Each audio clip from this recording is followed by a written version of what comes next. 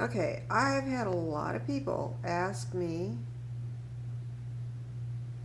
how to just do basic sprouting. So I'm just going to give you a real brief idea how to do it. I'm taking mung beans, which is one of the most popular legumes to sprout.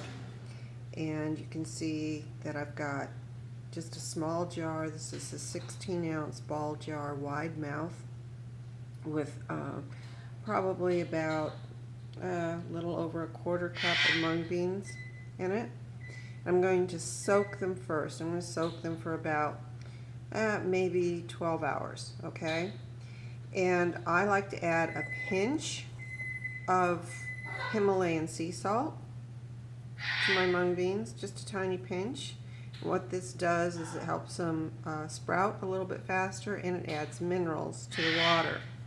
I like to add Fiji water to my sprouting soak sprout, and the reason I do that is because it's a high alkaline water, and that will also add minerals to the soaking water, and the legumes will soak that up, and I'll soak the minerals in there, give them more nutrition.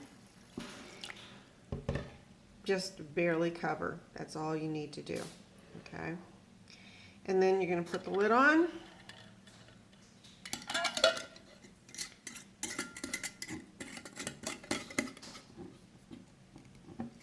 Shake it up so they're all covered, and let them soak for 12 hours or so. Then you have this screen here that you can get from our website, thebestbirdfood.com. After they're done soaking, you'll take off this lid, remove the insert to the lid, replace it with the screen, okay, and drain them, and you'll start your sprouting process. And you'll want to rinse 2 or 3 times a day. Mung beans sprout pretty fast, so they may sprout in 1 day. It may take 2 days in certain areas of the country. So anyway, we're going to let them soak for about 12 hours, and then we'll come back and we'll start the sprouting process.